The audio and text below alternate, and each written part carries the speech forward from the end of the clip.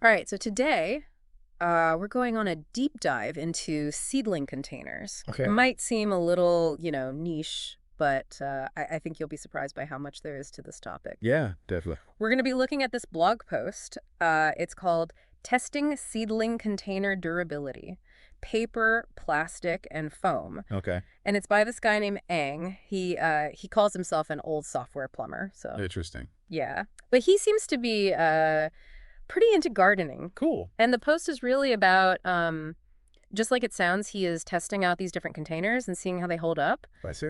with daily watering and weather and all of that. Makes sense. And he's been doing this long term, so he has some pretty interesting observations about which containers actually last and which ones fall apart. Okay, so like real world testing instead of Exactly. just marketing. Yeah, it's not just what the companies are telling you. Yeah. It's, what happens when you actually use them. Yeah, that's great. So, one of the things that jumped out at me right away was that paper containers came in last place. Oh, really? Yeah, I was kind of surprised by that because they're always touted as being, eco-friendly and Right. all of that. I Yeah. would have thought they'd hold up better.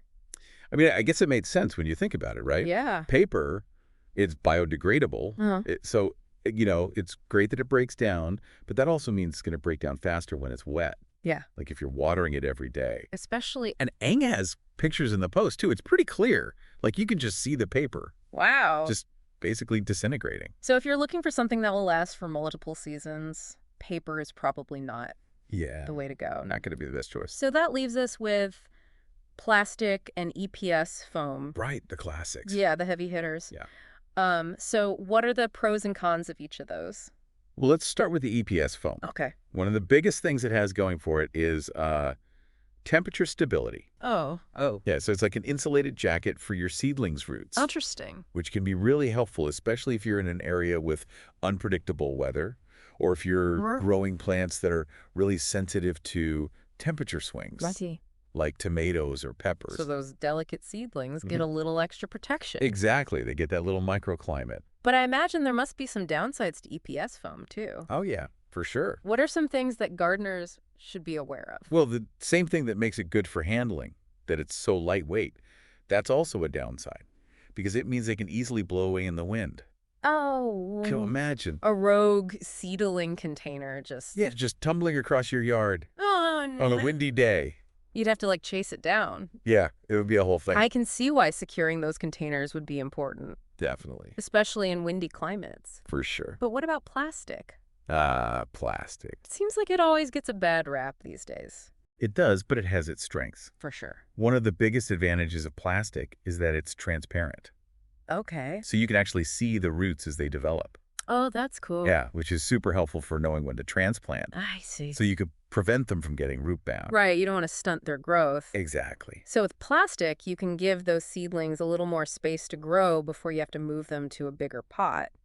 Exactly. But I imagine there are some trade-offs with plastic too, right? Of course, there always are. What are some of the things people should consider? Well, I think the environmental impact is something people are concerned about. Right. For sure. And it's important to be mindful of that. Yeah. And also, while some types of plastic are reusable, Mm-hmm. others may not be.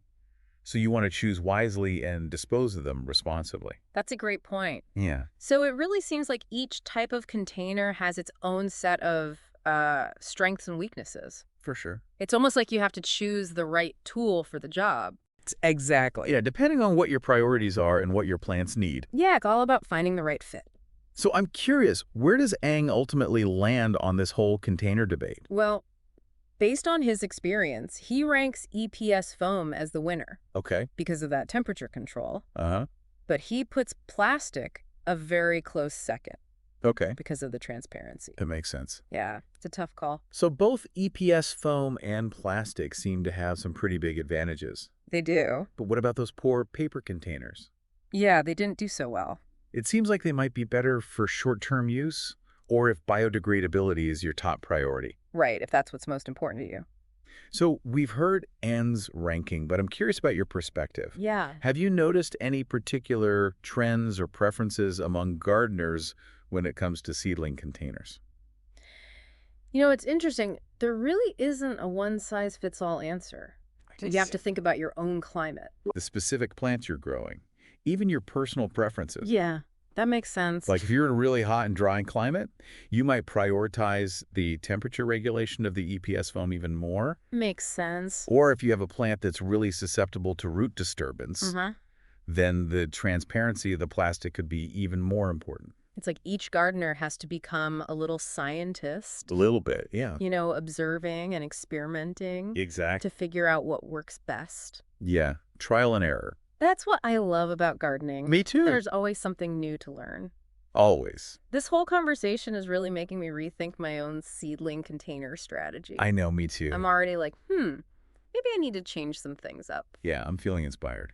It's amazing how something so seemingly simple Yeah. can open up a whole world of considerations. I know, it's fascinating. It really is. It's a perfect example of how gardening is both an art and a science. We've covered a lot of ground so far, but I'm eager to hear more about your experiences and insights on this topic. Yeah, for sure.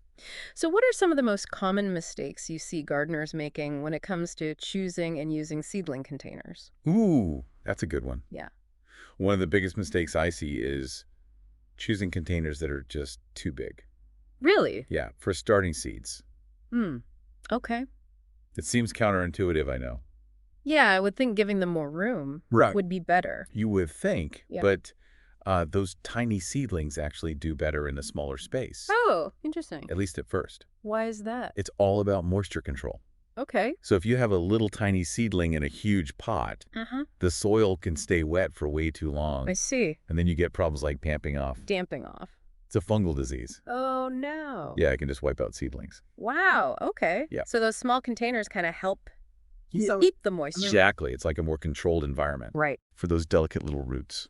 That's really helpful, especially for new gardeners. Yeah. They might be tempted to just go big right away. Right, more space, more growth, you would think, No. but not necessarily. So oversized containers are a no-no. What are some other There's common pitfalls? drainage. Oh, drainage. Yeah, That's big. people forget about drainage. So no matter what kind of container, No matter what, you have to make sure it can drain. you got to have those holes. Okay. If the water can't escape, Uh-huh.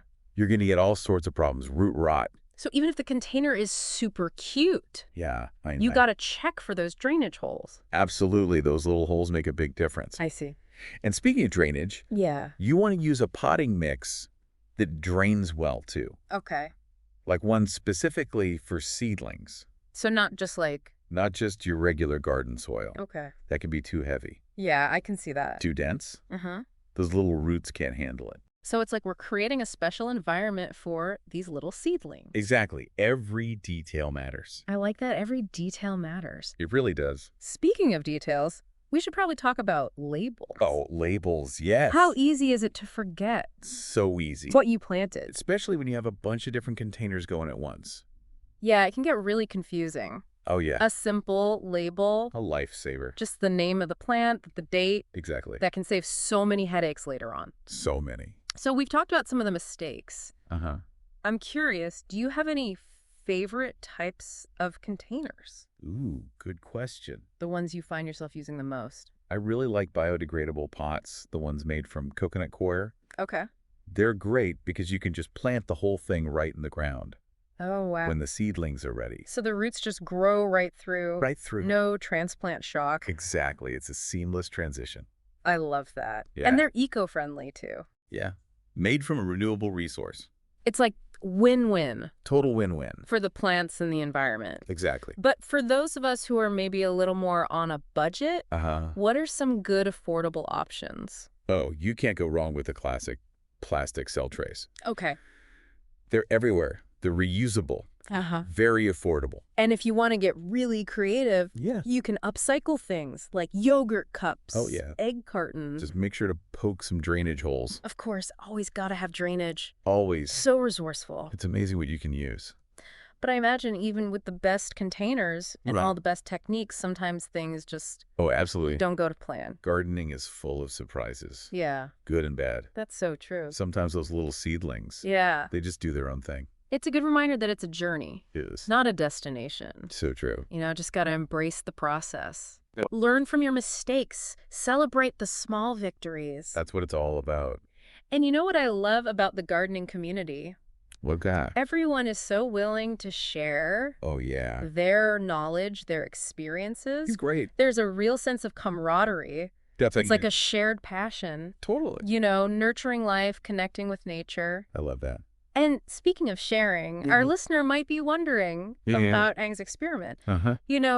It's one thing to test these containers in a controlled setting, Right. but how do these findings translate to their own garden? That's a great point. Yeah, what works for Ang Right. might not work for someone else. Exactly. He has his environment, his practices. Yeah. Someone gardening in a different climate, Mm-hmm. different plants, it might be totally different. So it's not about taking his ranking as like the ultimate truth. Yeah. It's more about using it as a starting point. Right, like a jumping off point. For your own experiments, I think the real takeaway here is to just pay attention. Pay attention. Observe your plants. Don't be afraid to experiment. I love that.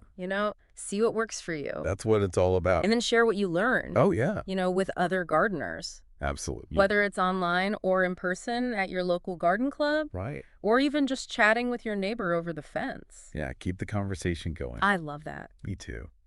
So we've talked about Ang's experiment. Yeah. We've talked about some of your favorite containers, some common mistakes. Yeah. But I'm really curious to hear more about your own experiments Oh, okay. and observations. Yeah. Have you noticed any big differences in like how well seedlings do? It's funny you should ask. First on the container. I have, actually. All right. I've noticed that seedlings started in EPS foam. Uh-huh. They tend to have much more robust root systems Oh, interesting. than the ones grown in plastic. I think it goes back to that temperature thing we were talking about. Oh, right. That regulation. Yeah. Those nice stable temperatures. Uh-huh. The roots can just focus on growing Makes sense. instead of like dealing with Yeah, fluctuations and stuff. It's like Yeah. an incubator almost. Yeah. That's a good way to put it. Creating the perfect little environment. And it makes a huge difference when you transplant them. Oh, really? Oh, yeah. They're much less stressed. Interesting. Just take off. So it's like giving them a head start. Totally, yeah.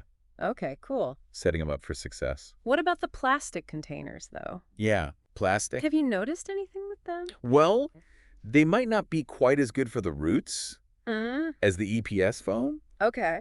but you can't beat that visibility. Right. Being able to see those roots. Yeah. It's just so helpful. To know when to transplant. Absolutely. So it's like Yeah. each one has its own time and place.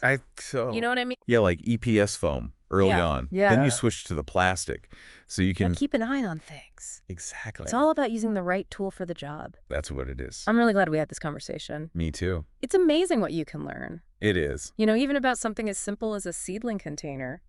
Yeah, there's always something new to discover. It makes me think back to what you were saying about that camaraderie among gardeners. Oh, yeah. Like we're all in this together. We are. Always experimenting, sharing what we learn, Absolutely. helping each other grow. Both literally and figuratively. I love that. Me too. So to our listener out there, Yeah. we hope you're feeling inspired. Get out there and experiment. Try different containers. See what happens. See what works for you. That's right. And most importantly, share what you discover. Oh, yeah. Share the knowledge. Let's all keep learning from each other. Keep those gardens growing. Happy gardening, everyone. Happy gardening.